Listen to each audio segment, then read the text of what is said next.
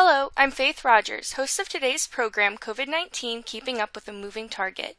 This activity is jointly provided by the Postgraduate Institute for Medicine, DKB Med, and the Institute for Johns Hopkins Nursing.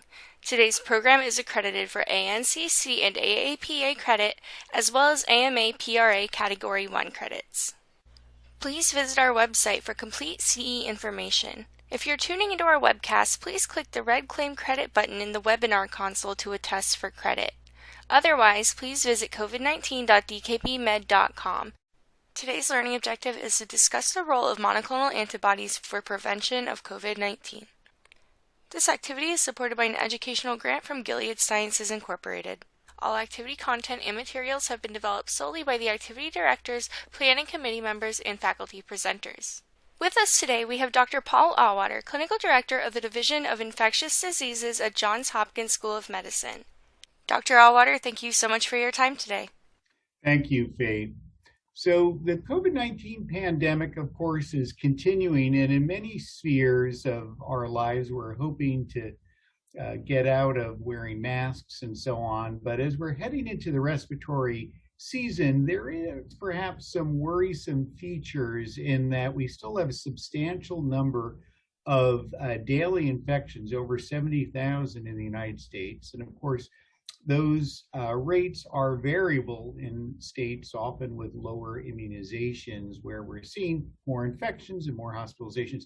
Also, interestingly, in Europe, Germany and the United Kingdom have substantially higher rates than in the past, but again, primarily in the unimmunized population. So we'll see what happens over this winter. I don't think it will be nearly as severe as what we saw last winter in December, January, and February.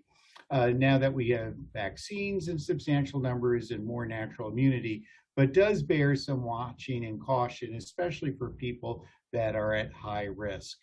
But what I'd like to focus a bit on in this conversation today is outpatient therapies for COVID-19, because we've really been limited to only monoclonal antibodies, and those have been around for a while now, perhaps underutilized since they're mainly an intravenous or subcutaneous administration. So this is not something that can be easily picked up in the drugstore, and generally require referral to specific locations that are set up by each state, with distribution of the 3 monoclonal antibody products that I have listed here: bamlanivimab, etesevimab, casirivimab, and imdivimab, and sotrovimab, with 3 of those approved for emergency use by the FDA for treatment, and the 2 for post-exposure prophylaxis. So that would be for people at high risk for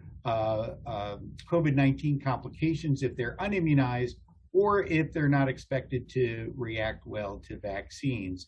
For treatment, these have been fairly effective. I mean, a 70 to 85% relative reduction in hospitalization or death, and people generally in the clinical trials have been getting them on average around day 4 after symptom onset. And then for post-exposure prophylaxis, a little bit of a wider range. There have been fewer studies, but especially with the casirivimab and imdivimab, about an 80% reduction in developing symptomatic infections that might also prompt ED visits or hospitalizations. But the sort of logistic barriers to the monoclonal antibodies having to fit into the EUA, specifically finding the referral center slots and so on, are challenging. So there has been an absolute need for oral therapy, similar to what we might have with oseltamivir for influenza. There had been some initial interest in this old-time serotonin receptor inhibitor, Fluvoxamine, which has been on the market for many years. It's generic, often used for obsessive compulsive disorder.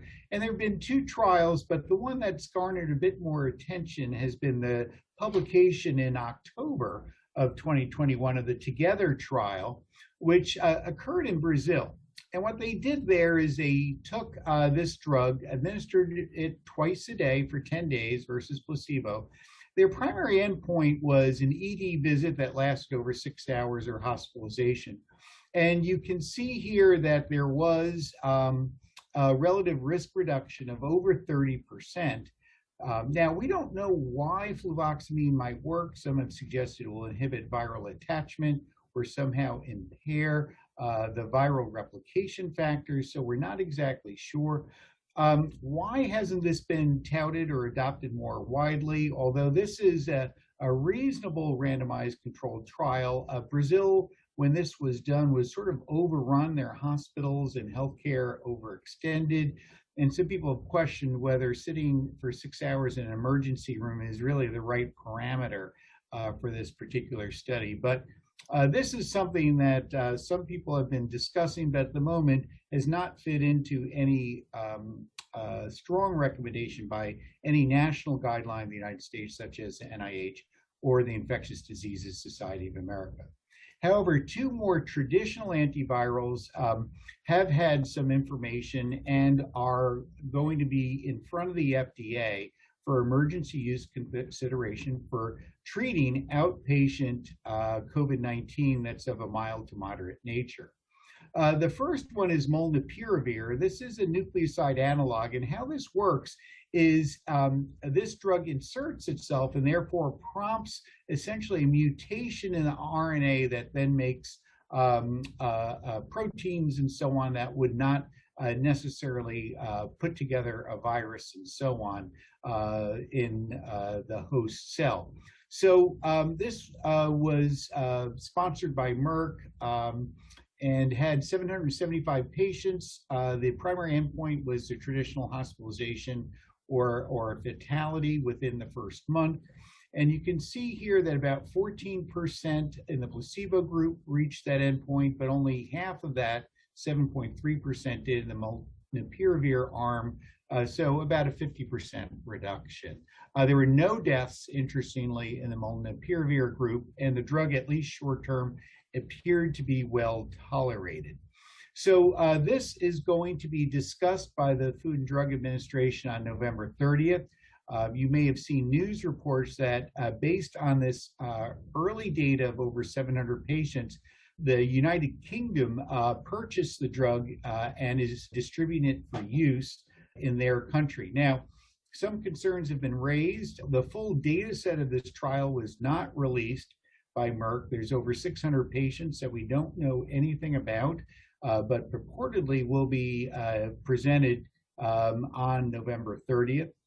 Also, some virologists have raised concerns that what you're essentially doing is a mutagenesis, and that this compound has a very short half-life, and perhaps if this drug doesn't hang around long enough, you'll actually develop mutants that can escape this particular intervention, but also lead to mutant viruses that somehow may not respond well to other therapeutic interventions or lead to perhaps a greater pathogenicity.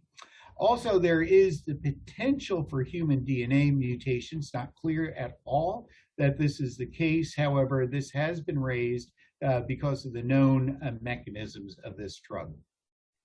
So that probably is the first traditional oral antiviral that's out of the gate that we might see. However, just recently, a protease inhibitor, which is similar in class to drugs that have been used for hepatitis C and HIV, was developed last year as a designer drug by Pfizer and has been through phase 1-2 trials and had preliminary results of the phase 3 trial just released. So this is a protease inhibitor, as traditionally done, is boosted with the drug ritonavir, which is also used in certain protease inhibitors for HIV care. Again, about 774 patients there, and it was given within 3 days onset of symptoms. The mechanism of protease inhibitors are a protease is required for a viral protein that is produced by the host cell that needs to be cleaved into so-called non-structural proteins that are further needed for production of genomic RNA and new virus. So by inhibiting this, you sort of shut down the machinery necessary to make more virus. In this particular trial, what's reported is that if people do get the drug within 3 days of symptoms, there was a nearly 90% reduction in hospitalizations or death. And you can see no deaths in their active arm. And in the group that got it within 5 days, a slightly lower reduction. Preliminary safety data appeared to be good with fewer events in the treatment arm. So again, we only have very preliminary data, but we'll be looking forward more to this, but it does open some promising opportunities for treating outpatient COVID-19, which I think continues to be important, although for anyone emphasizing immunization in your unvaccinated patients should and still be the main priority if we can convince them to proceed. So Faith, do we have any questions this week? Yes, and our first question here is, do you think the current COVID-19 vaccines will require periodic boosters or additional doses for people at low to average risk? Yeah, so this question I think is important. Pfizer has already petitioned the FDA to allow boosters for anyone over the age of 18, even if they don't have risk factors. The antigenic pulse that these mRNA vaccines give is very short-lived, and for that reason may not get quite as long-lasting antibody responses, which is why this concept of boosters looks like it might be here to stay. Now, how frequently these will be needed remains an open question. It does look like, to me, it is likely regulatory agency will allow boosters for a larger population. Thank you very much. And our next question, will PCR confirmation of SARS-CoV-2 be required for oral antiviral use, and would that limit its use?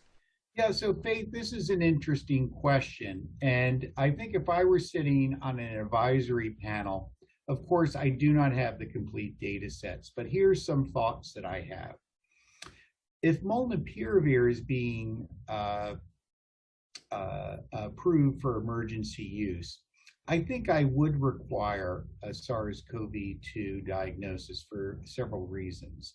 First, the drug probably should only be used in people that are with risks factors for severe COVID-19, and because the potential for side effects with this drug that seem higher, that potential means I would really want to target it to people that have SARS-CoV-2 and are at risk for severe disease rather than someone that could have a pedestrian respiratory infection and could be due to any number of viruses.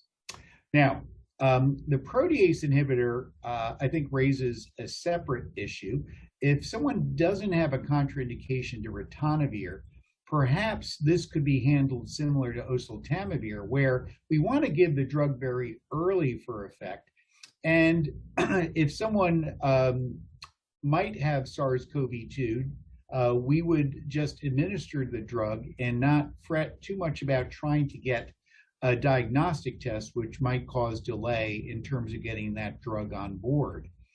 This is very similar to the strategies mentioned with oseltamivir or any of the antiviral drugs that are used for influenza, where the outcomes seem to be better the earlier you take the drug, and I think this would be true for these compounds as well. So those are some of the caveats sort of off the top of my head that I would think about in terms of how these drugs might be required to be used, but we'll certainly have to wait and see what the FDA decides. Okay, great. Thank you so much, Dr. Auwaerter. Any questions or issues, feel free to email us at the address listed. To submit questions, please send them to qa@dkbmed.com.